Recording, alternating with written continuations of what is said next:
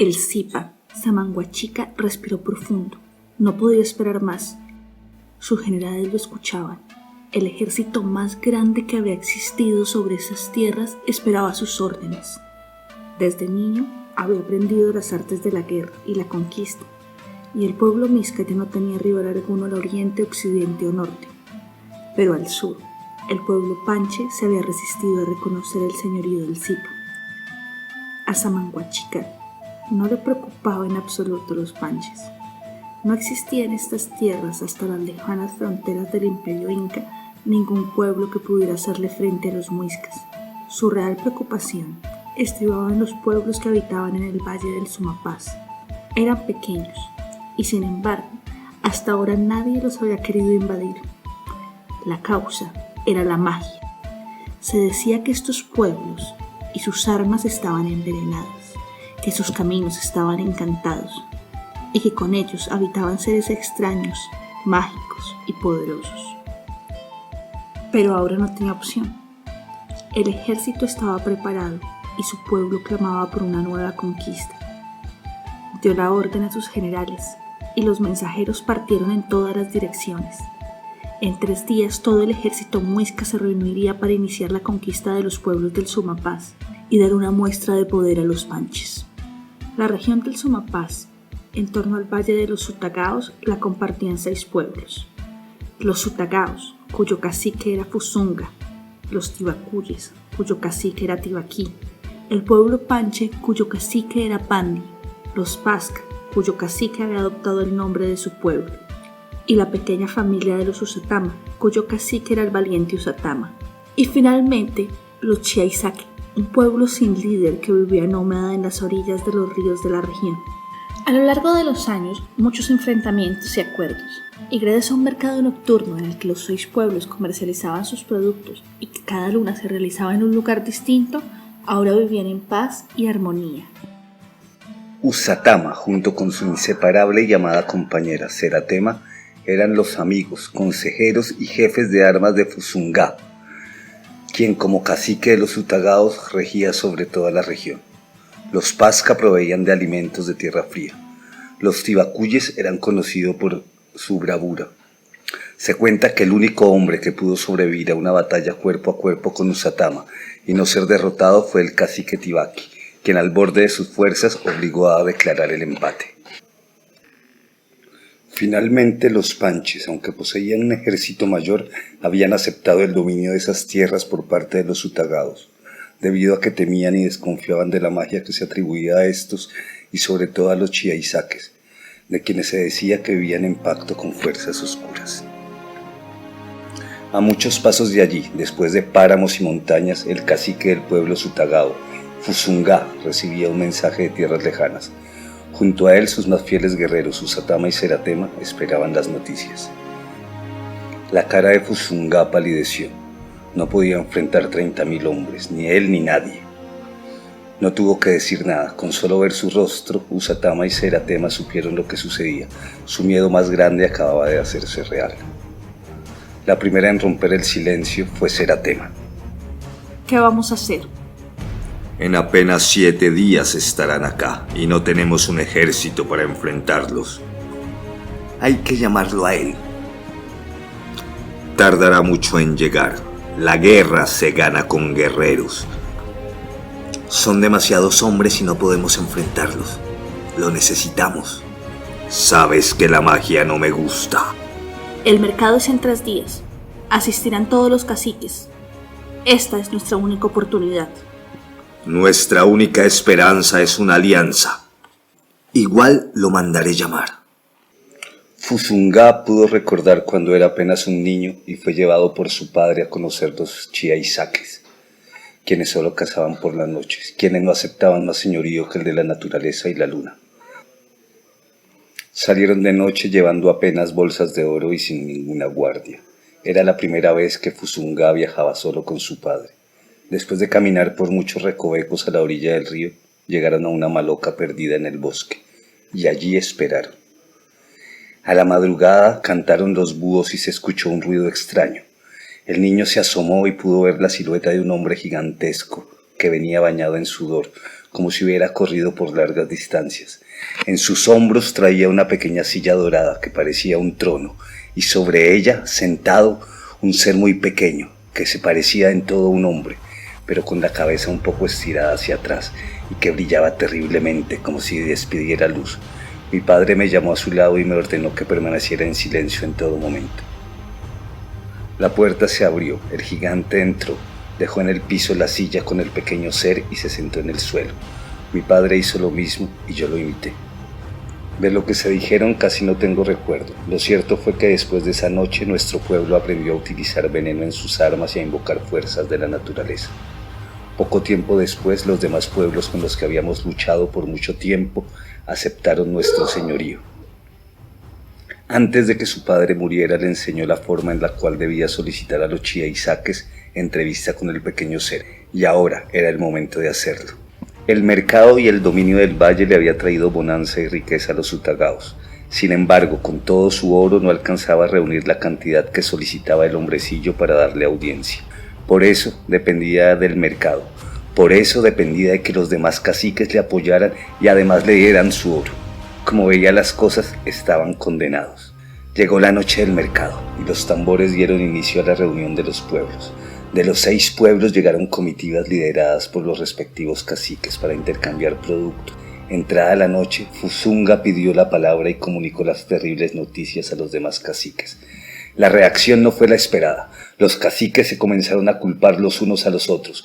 Por poco todo termina en una gran pelea. De no ser por Seratema, la esposa de Usatama, quien levantó la voz y les dijo: Se llaman a ustedes grandes caciques y no son capaces de dominarse, mucho menos de velar por su pueblo. Yo, una mujer guerrera, puedo vencerlos aquí mismo a todos ustedes en lo que quieren, y les demostraré así que ninguno de ustedes es apto para defendernos. Solo si nos unimos, tal vez podemos triunfar. Primero enfrentó al cacique del pueblo Pasca, famoso por ser imbatible bebiendo chicha, y fue derrotado. Después enfrentó en puntería al cacique de los Panches, y nuevamente fue vencedora. Finalmente enfrentó al temido Tibaki en combate cuerpo a cuerpo. Seratema no tenía posibilidad, pero tampoco miedo, y su valor fue recompensado, pues al iniciar el combate, Tibaki resbaló en un charco de chicha y se golpeó la cabeza, quedando inconsciente. Su pueblo lo entendió como un presagio. Fue así como todos los caciques aceptaron unirse en la defensa del Valle de los Utagaos bajo el dominio y las órdenes del cacique Fusunga. Lo siguiente era preparar la defensa. Usatama tenía un plan militar. Sin embargo, Fusunga les habló del pequeño hombrecito mágico. El cacique de Pasca estuvo de acuerdo, así como Seratema. Sin embargo, el bravo Usatama, Tibaki y Pandi optaron por una defensa militar. Necesito su oro, es la única esperanza que tenemos. Con ese oro podríamos pagar soldados que nos ayuden a defendernos. En ese momento llegó corriendo un mensajero. El ejército muisca se acercaba. El mismo Sipa Samanguachica comandaba un ejército de 30.000 hombres. Usatama y Tibaki se mostraron valientes e insistieron en defender el valle por la fuerza, aunque seguramente les costara la vida. Viendo que no había razón que convenciera ni ejército que amedrentara a estos dos caciques, Fusunga trazó un plan secreto, aunque públicamente aceptó la propuesta de Usatama. Les ordenó a los demás caciques traer su oro para contratar soldados del sur que los ayudaran a la defensa del territorio. Pocas horas después, cuando caía la noche, una carga de oro salía silenciosamente hacia el sur desde el Valle de los Utagaos. A su cabeza marchaba el mismo Fusunga. Sin embargo, Usatama desconfió de su amigo y siguió la caravana.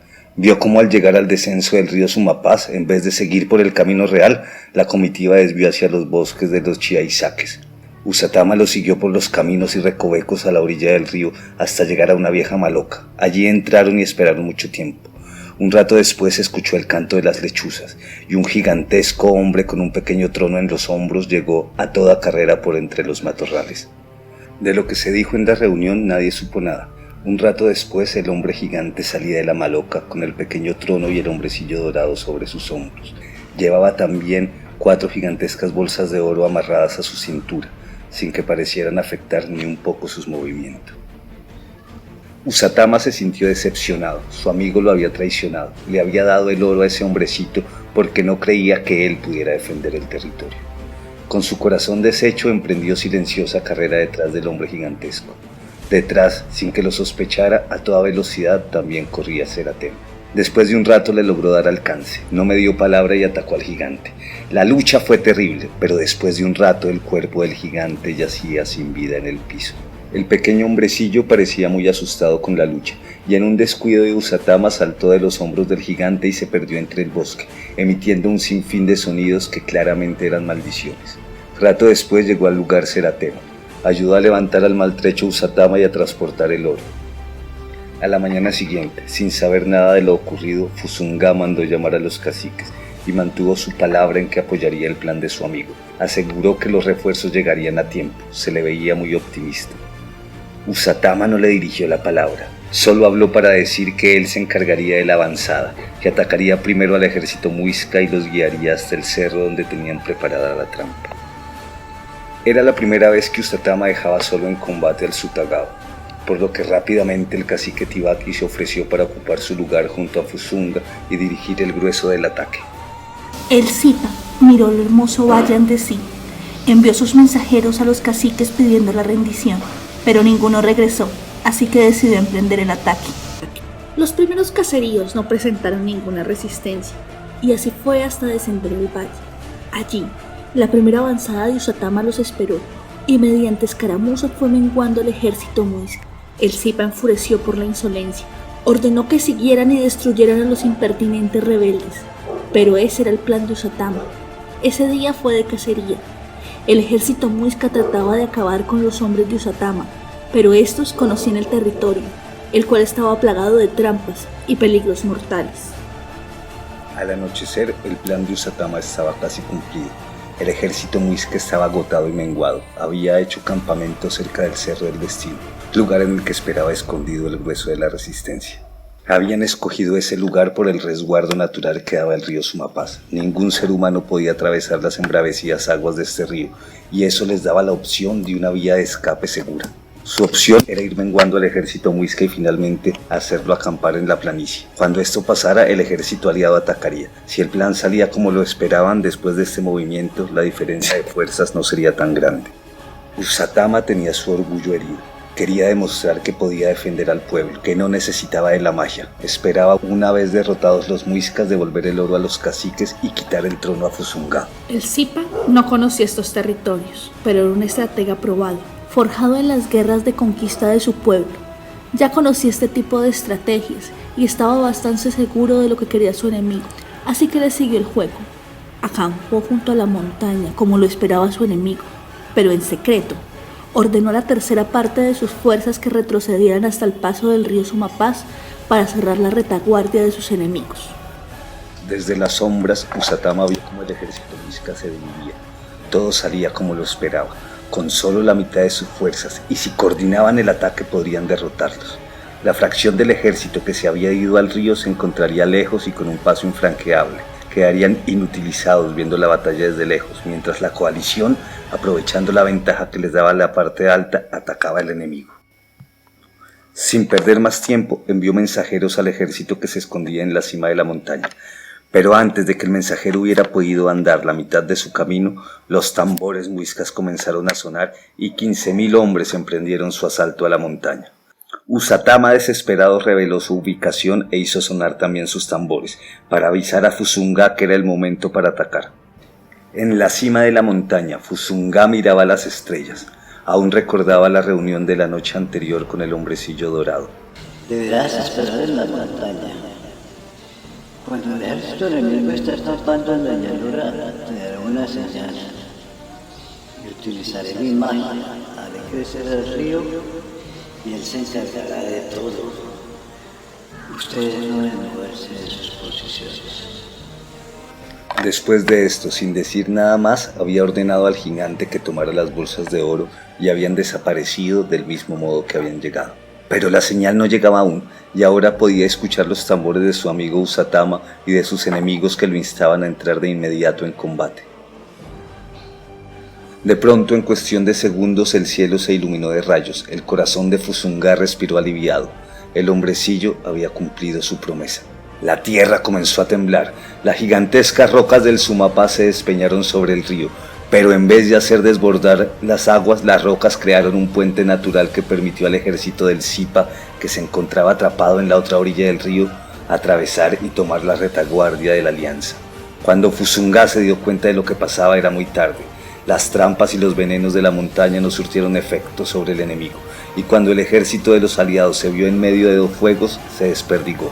El cacique de Pasca fue muerto en batalla. El ejército Panchi utilizó el recién creado puente sobre el río Sumapaz para huir desperdigado. Solo algunos hombres valientes dieron batalla.